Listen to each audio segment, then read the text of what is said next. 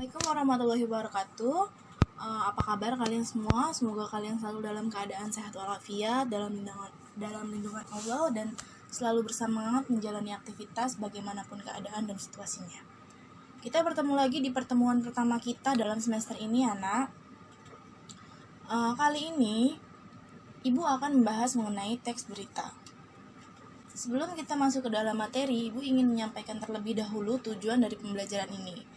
Yang pertama, Ibu berharap nantinya kalian akan dapat mengidentifikasi unsur-unsur teks berita baik yang didengar atau dibaca, dan menyimpulkan isi dari berita baik yang didengar atau dibaca. Ini adalah tujuan pembelajaran kita hari ini.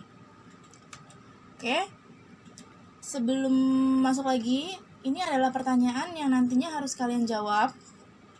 Jawaban dari pertanyaan ini bisa kalian temukan di dalam materi yang akan Ibu sampaikan. Pertanyaannya cuma 2 ya, silakan dijawab, tulis di buku tulis. Nantinya akan menjadi ringkasan materi.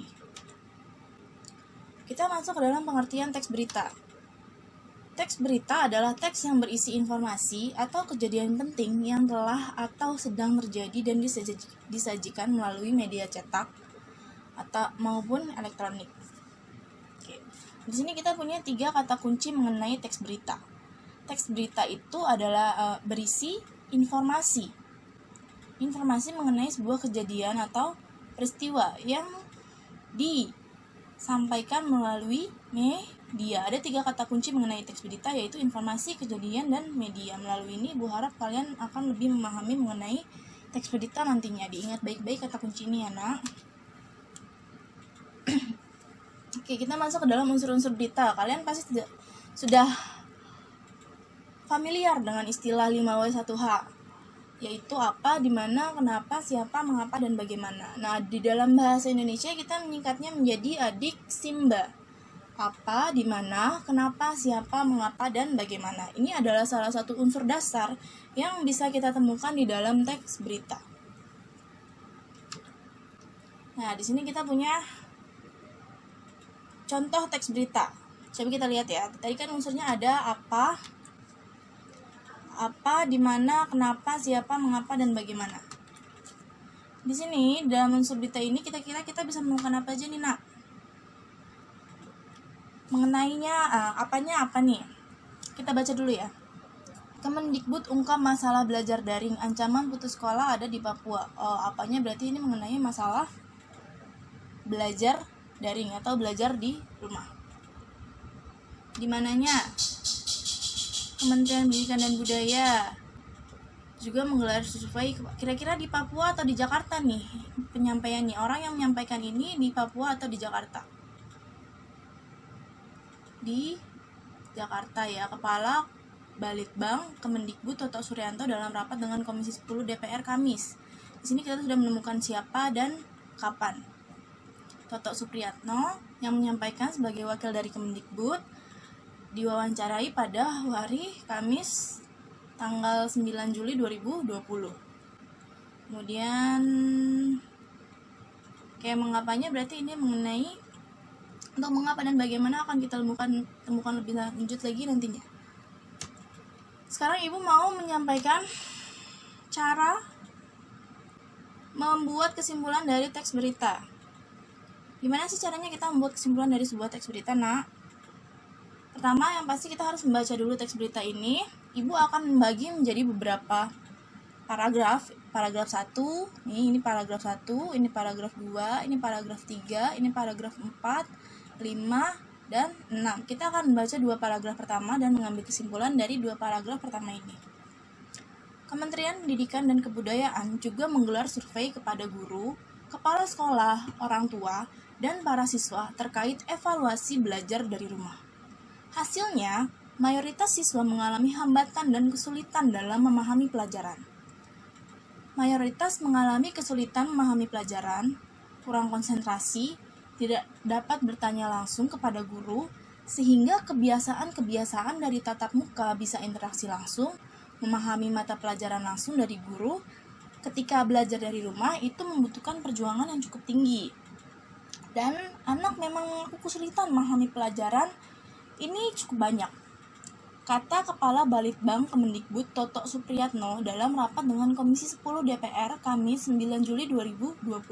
Oke, dari sini kita mengambil kesimpulan bahwasanya mayoritas pelajar merasa mengalami kesulitan selama menjalani kegiatan belajar dari rumah. Ya, di sini bertulis mayoritas pelajar mengalami kesulitan dalam memahami pelajaran saat menjalani kegiatan belajar dari rumah. Sekarang kita baca paragraf 3 dan 4. Anak-anak perempuan mengaku lebih kesulitan dalam pembelajaran daring, meskipun anak perempuan dinilai memiliki kemampuan belajar mandiri lebih baik dibandingkan anak laki-laki. Para siswa disebut Toto, mayoritas juga tidak setuju dengan metode belajar jarak jauh. Persepsi siswa tentang belajar dari rumah ini pada umumnya tidak setuju. Mayoritas tidak setuju, konsisten dengan mahasiswa tadi. Mereka tetap lebih senang belajar tatap muka di sekolah. Meski kalau laki-laki lebih dari 40% merasa bahwa belajar dari rumah lebih menyenangkan, ujarnya. Nah, dari sini kita mendapat kesimpulan lain bahwasanya mayoritas siswa tidak setuju dengan kegiatan belajar dari rumah. Kita akan memasuki 2 paragraf terakhir. Selain itu, Toto mengungkapkan ada kekhawatiran dari para guru di Papua soal belajar jarak jauh. Para guru khawatir para siswa tidak mau lagi kembali ke sekolah setelah metode belajar dari rumah ini. Yang kami terima informasi dari Papua, ketakutan akan kemungkinan putus sekolah. Para guru khawatir setelah BDR ini anak tidak kembali lagi ke sekolah. Ini salah satu isu kebijakan yang perlu kita tangani atau kita cegah sebelum ancaman putus sekolah ini betul-betul terjadi, ungkap Toto. Kita mendapat kesimpulan lainnya bahwasanya ada sebuah ancaman putus sekolah khususnya di wilayah Papua terkait kegiatan belajar mengajar. Nah, dari sini kita juga menemukan 2 unsur terakhir yang belum kita temukan, yaitu mengapa dan bagaimana. Mengapanya yaitu pelajar merasa kesulitan dalam proses pembelajaran daring karena tidak bisa bertanya langsung pada guru, tidak bisa berinteraksi langsung dengan guru. Mengapanya? Karena kegiatan belajar daring ini. Nah, itu tadi unsur dan cara menarik kesimpulan. Jadi dalam menarik kesimpulan itu kalian baca baik-baik tiap paragrafnya dan lihat satu informasi yang ingin disampaikan oleh penulis berita. Kemudian satu informasi itu kalian jadikan sebagai tingkat rangkuman. Oke, tugas kalian berikutnya adalah tugas kalian berikutnya itu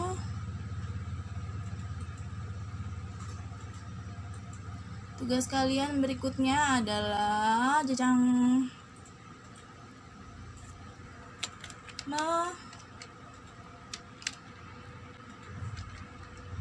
membuat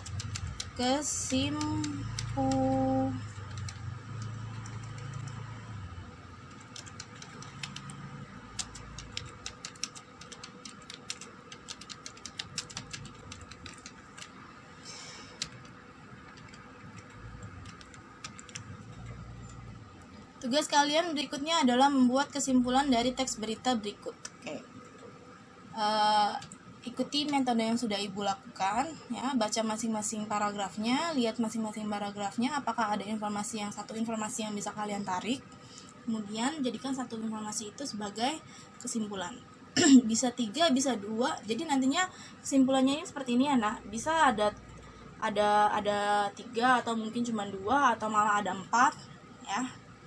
Dibuat seperti paragraf biasa, kerjakan di buku tulis. Nah, ini teks berita yang harus kalian buat kesimpulannya. Silakan dibaca dan ditarik kesimpulannya, kerjakan di buku tulis. Tidak perlu ditulis lagi teks beritanya, langsung jawabannya saja. Oke, itu tugas kalian, silakan dikerjakan. Oke, sampai sini materi dari Ibu hari ini. Semoga apa yang Ibu sampaikan menjadi manfaat bagi kita semua. Ibu tunggu tugasnya, mohon dikerjakan dan dikumpulkan tepat waktu. Wassalamualaikum warahmatullahi wabarakatuh.